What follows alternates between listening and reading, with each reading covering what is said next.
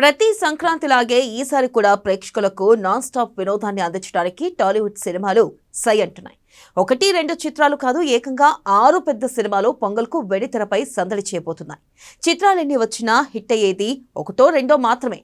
ఈ నేపథ్యంలో ఈసారి సంక్రాంతికి ఎవరు హిట్ కొడతారన్న చర్చ ఇప్పుడు జోరందుకుంది.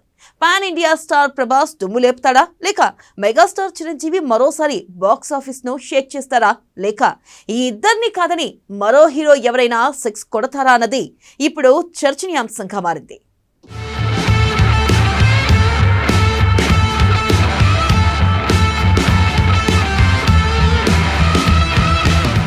తెలుగువారి ప్రధాన పండుగ అయిన సంక్రాంతికి సినిమాల వసూళ్లు భారీగా ఉంటాయి. ఫెస్టివల్ సీజన్ కాబట్టి ప్రేక్షకుల ఫోకస్ టాలీవుడ్ సినిమాలపై ఎక్కువగా ఉంటుంది. అందుకే పొంగల్కు ఖచ్చితంగా సినిమా రిలీజ్ అయ్యేలా చాలా మంది నిర్మాతలు, బడా హీరోలు ప్లాన్ చేసుకుంటారు. అంతెందుకు, ప్రతి సంక్రాంతికి టాలీవుడ్లో క్రేజీ సినిమాలు రావడం సర్వసాధారణం. అయితే పండుగ సందర్భంగా 1-2 మాత్రమే పెద్ద సినిమాలు రిలీజ్ అవుతుంటాయి. కానీ ఈసారి మాత్రం సీన్ మారింది. సంక్రాంతి బస్ను క్యాష్ చేసుకునేందుకు పలు పెద్ద చిత్రాలు సయ్యంటున్నాయి. ఏకంగా 6 క్రేజీ సినిమాలు రేసులో ఉన్నాయి. ఈ లిస్టు చాలా ఇంట్రెస్టింగ్ గా ఉంటుంది. ఈ జాబితాలో megastar Chiranjeevi, pan India star Prabhas, Ravi Teja, Sharwanand, Naveen Polishetty చిత్రాలు ఉన్నాయి. ఈ నేపథ్యంలో ఈ సంక్రాంతికి బరిలో నిలిచి సెక్సర్ కొట్టే హీరో ఎవరన్నది ఇప్పుడు చర్చనీయాంశంగా మారింది.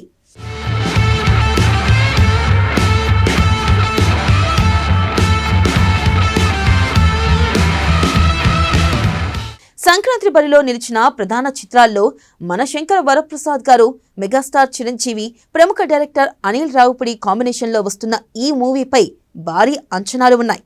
పక్కా ఫ్యామిలీ ఎంటర్టైనర్ గా అనిల్ రావుపుడి మార్క్ ఎక్కువగా ఉండేలా ఈ సినిమా ఉంటుందని చెబుతున్నారు.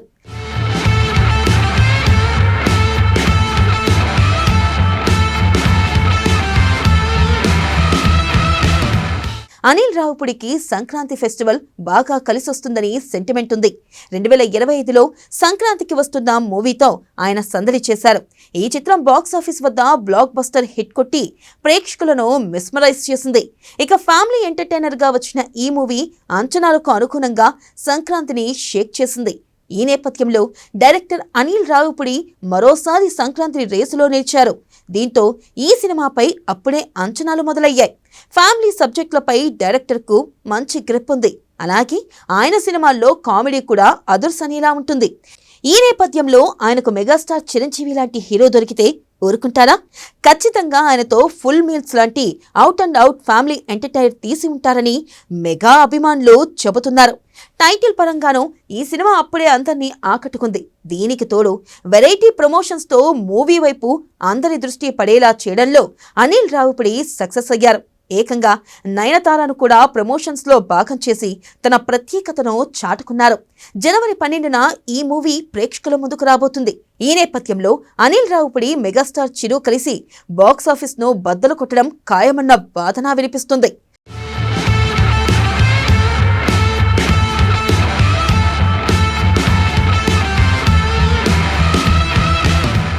మనశంకర వరప్రసాద్ కంటే ముందే వెండితెరపైకి రాబోతుంది ప్రభాస్ రాజాసాబ్ సినిమా.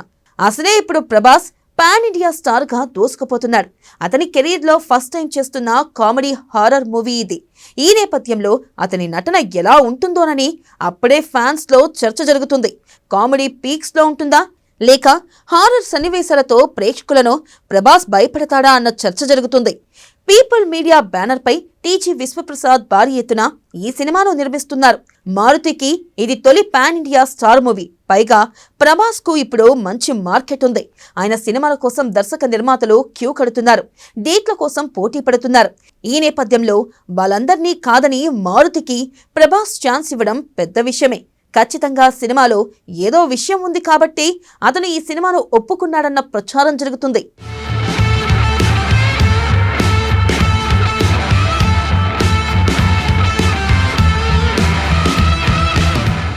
రాజాసాబ్ పై అప్పుడే పాన్ ఇండియా లెవెల్లో డిస్కషన్స్ మొదలయ్యాయి.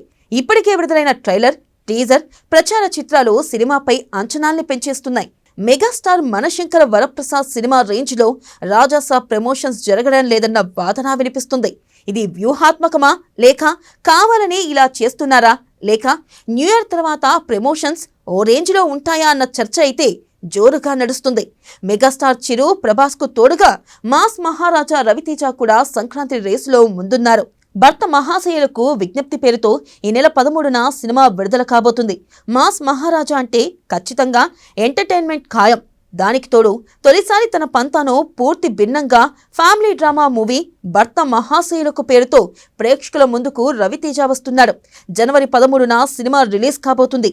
కిషోర్ తిరుమల కొంత విరామం తర్వాత చేస్తున్న సినిమా ఇది.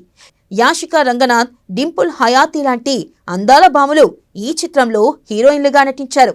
రవితేజ ఎనర్జీకి ఏమాత్రం తీసిపోని విధంగా డైరెక్టర్ ఈ హీరోయిన్లతో సినిమాలో మంచి ఎంటర్టైన్మెంట్ సీన్లు తీశాడన్న వాదన వినిపిస్తుంది.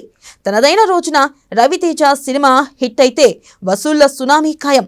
కాబట్టి మాస్ మహారాజా కెరీర్లోనే ఇది one of the best collections రాబట్టే అవకాశాలు ఉన్నాయని ఫ్యాన్స్ చెబుతున్నారు.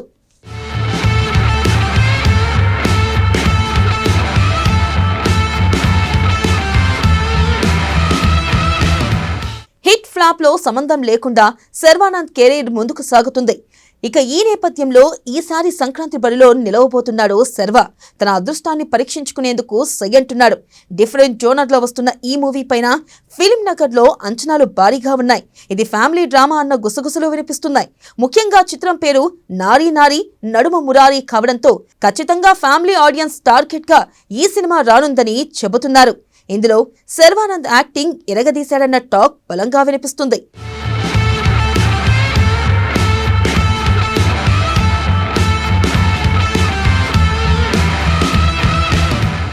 యంగ్ హీరో నవీన్ పోలిశెట్టి గురించి ప్రత్యేకంగా చెప్పాల్సిన పని లేదు.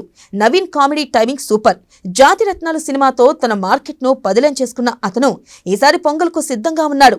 నవీన్ పోలిశెట్టి దాదాపు 2 ఏళ్ల విరామం తర్వాత అనగనగా ఒక రోజు అంటూ ప్రేక్షకుల ముందుకు వస్తున్నాడు. మీనాక్షి చౌదరి ఇందులో హీరోయిన్. కామెడీ ప్రధానంగా సాగే ఈ సినిమా జనవరి 14న రిలీజ్ కానుంది.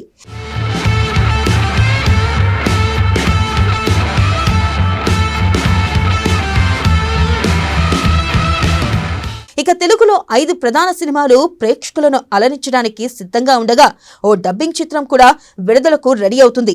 అదే దళపతి విజయ్ నటించిన డబ్బింగ్ మూవీ జననాయకుడు. తమిళంలో విడుదలైన ఈ సినిమాను తెలుగులోకి డబ్ చేశారు. జనవరి 9నే ఈ సినిమా బరిలోకి దిగుతుంది.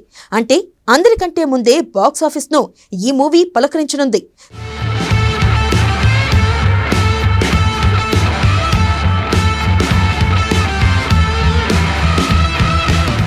సంక్రాంతి బరిలో ఎన్ని సినిమాలు దిగుతున్నా హిట్ అయ్యేది 1 లేక 2 సినిమాలు మాత్రమే. ఈ నేపథ్యంలో 6 ప్రధాన సినిమాల్లో సూపర్ హిట్ అయ్యేది ఎవరన్న చర్చ టాలీవుడ్లో మొదలైంది. పాన్ ఇండియా స్టార్ ప్రభాస్ రాజాసాబ్తో అలరిస్తాడా, లేక మెగాస్టార్ చిరు నటనకు అనిల్ రావుపుడి డైరెక్షన్ తోడే ప్రపంచనం సృష్టిస్తారా? ఈ ఇద్దరినీ కాదని రవితేజ, శర్వానంద్, నవీన్ పోలిశెట్టి రికార్డు స్థాయి వసూళ్లతో సత్తా చాటుతారా, లేక డబ్బింగ్ మూవీ ఆకట్టుకుంటుందా అన్నది చూడాలి.